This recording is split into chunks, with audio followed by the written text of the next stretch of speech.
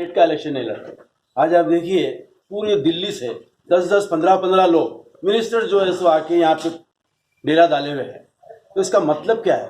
एक आदमी से लड़ने के लिए, एक असदुद्दीन ओवैसी से लड़ने के लिए या 15-15 आदमी आ रहे हैं। इलेक्शन किस चीज का है? जीएचएमसी का कारपोरेशन इलेक्शन है। जस्ट इसमें काम क्या रहता है कारपोरेटर का? जस्ट मोरियां साफ करना, लाइट लगाना, वो करना। तो क्या हम अगर कुछ कंप्लेन है तो क्या मोदी साहब के पास जाएंगे या अमित शाह के पास जाएंगे या लोकल कारपोरेटर के पास जाएंगे? ठीक है, तो इसलिए आपको दारुसलाम तक भी जाने की जरूरत नहीं है। यहाँ मेरी दुकान है, मकान है, कलीम भाई यहाँ है, मैं यहाँ हूँ। किसी को भी कहीं भी जाने की जरूरत नहीं है। मेरे तक इंटीमेशन दीजिए, काम कराने की जिम्मेदारी मेरी।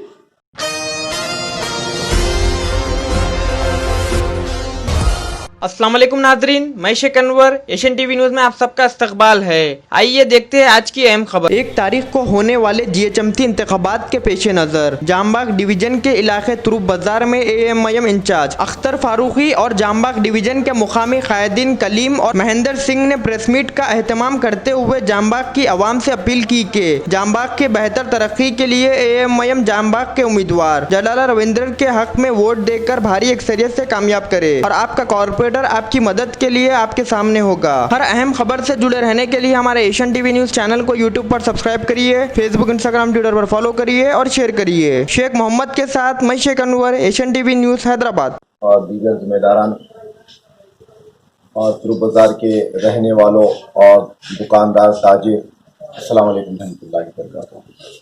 हज़रात, ये इंतखाबी एक छोटी सी मीटिंग रखी गई आपके दरमियान में। हमारा मकसद सिर्फ़ और सिर्फ ये है कि आपको ये चीज़ से वाकिफ़ कराते चलें कि तुरुप बाजार हल्के में आप तमाम लोग रहने वाले हैं। जो मकानदार हैं वो यहाँ रहने वाले हैं, जो दुकानदार है वो कहीं और से आए हैं।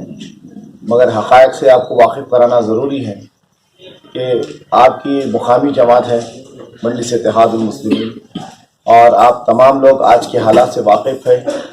और ये साल में जो बड़ी 2 आफतें आई हमारे यहाँ, एक कोरोना वायरस की और दूसरा ये तूफ़ान जो आया बारिश बरसात का, इन दोनों वक्तों पर भी मजलिस इत्तेहादुल मुस्लिमीन के 45 कॉरपोरेटर आवाम के दरमियान रहे और जितना हो सकता चैरिटी, डोनेशन और अनाज की तकसीम किए। हर मसले मसाइल में मजलिस इत्तेहादुल मुस्लिमीन हमेशा आगे रहती है। ये आपकी जमात है। असदुद्दीन ओवैसी साहब ना सिर्फ मुसलमानों के लीडर है बल्कि आज मजलिस इत्तेहादुल मुस्लिमीन के साथ बड़ी कसीर तादाद में दलित समाज जुड़ते जा रहा है। ये दलित समाज को भी 70 बरस से इग्नोर किया गया, उनका जायज़ मुकाम उनको नहीं मिला इस मुल्क में, और उनके साथ कई किस्म की नाइंसाफ़ी की।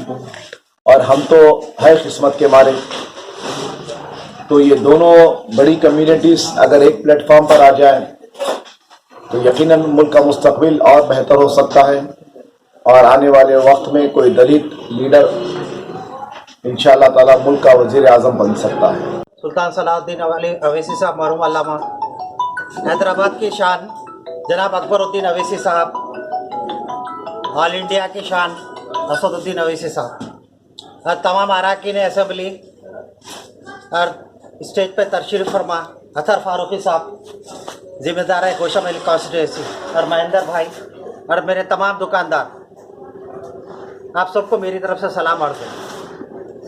यहाँ पर यह मीटिंग इसलिए मुनक़्क़द की गई है कि आप लोग जानते हैं कि गोशामहल कॉन्स्टिट्यूंसी के अंदर जो है ना एक वार्ड आता है जो जामबाग कहला जाता है। आप लोग जानते हैं कि जामबाग वार्ड के खिदमात कैसे हैं। पिछले 15 साल से मैं मजलिस का एक सिपाही की तरह इस एरिया में काम कर रहा हूँ। अगर आप लोगों को किसी भी किस्म की शिकायत हो तो अख्तर फारूकी साहब के सामने रख सकते हैं। आप लोग जानते हैं कि मजलिस इत्तेहादुल मुस्लिमीन किस तरह से काम अंजाम देती है। आप लोग भी ये भी जानते हैं कि पिछले 15 साल में यहाँ पर जो भी तकालीफ थे उन तकालीफ को दूर किया गया। हाल ही में लॉकडाउन हुआ था, किसी जमात ने पैरोकारी नहीं की, लेकिन मजलिस इत्तेहादुल मुस्लिमीन के एक सिपाही की तरह मैं रिप्रेजेंट किया था डीसीपी रमेश साहब के साथ, और इस जो है रमेश साहब के साथ और दूसरे पुलिस महकमे के साथ बात किया था। काफ़ी जद्दोजहद के बाद ये मार्केट खुला गया था और इस मार्केट को जो है ना आज तक भी कायम और दायम है। मैं यहाँ पर आप लोगों को ये बताना चाह रहा हूँ मजलिस इत्तेहादुल मुस्लिमीन जो है मुसलमानों की नहीं, सारे लोगों की जमात है। महेंद्र भाई हमारे जो है बीजेपी में 20 साल काम किए थे। आज मजलिस इत्तेहादुल मुस्लिमीन के खास जो है खासुल खास जो है पार्टी वर्कर है। महेंद्र भाई भी एक ऐसी शख्सियत है जो एक चीज महसूस करे थे तुरुप बाजार में कि जो है ड्रेनेज सीवरेज का बहुत बड़ा प्रॉब्लम है। आप पहली मर्तबा जब जमात ज्वाइन किए थे, सदर मोहतरम बैरिस्टर असदुद्दीन अवैसी साहब के पास गए थे और बताए थे कि सीवरेज का प्रॉब्लम है।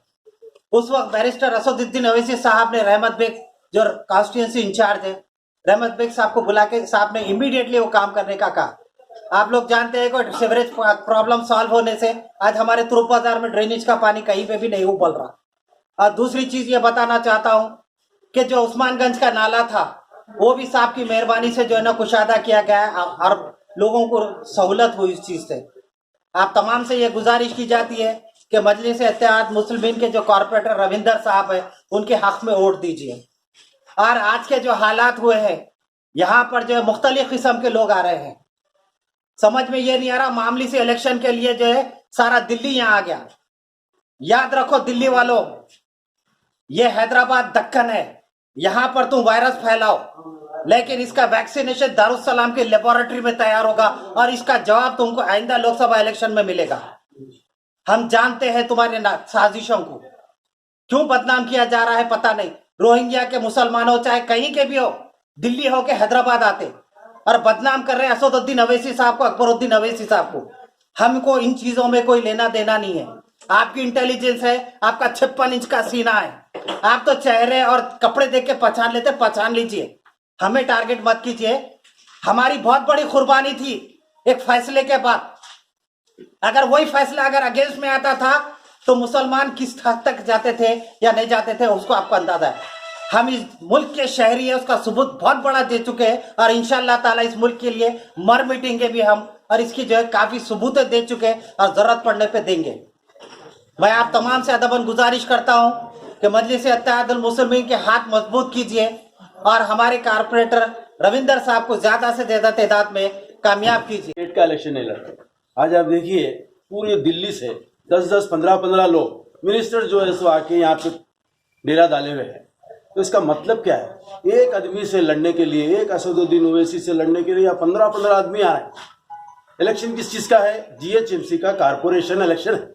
जस्ट इसमें काम क्या रहता है कारपोरेटर का? जस्ट मोरियां साफ करना, लाइट लगाना, वो करना। तो क्या हम अगर कुछ कंप्लेंट है तो क्या मोदी साहब के पास जाएंगे या अमित शाह के पास जाएंगे या लोकल कारपोरेटर के पास जाएंगे? ठीक है, तो इसलिए आपको दारुस्सलाम तक भी जाने की जरूरत नहीं है। यहाँ मेरी दुकान है, मकान है, कलीम भाई यहाँ है, मैं यहाँ हूँ। किसी को भी कहीं भी जाने की जरूरत नहीं है। मेरे तक इंटीमेशन दीजिए, काम कराने की जिम्मेदारी मेरी। ये इलेक्शन जीएचएमसी इलेक्शन है, कारपोरेशन इलेक्शन। काफी लोगों के दिमाग में जरा ज्यादा गड़बड़ चल रही कि इलेक्शन हो रहा किस चीज का आखिर? जीएचएमसी है, पार्लियामेंट है, क्या है आखिर? इतने लोगों का तमाशा बना दिया, फैशन शो बना दिया हैदराबाद में। तो मैं भी ट्वीट करके बोला जो भी आ रहे जरा हैदराबादी बिरयानी तो खा के जाओ। Right, thank you.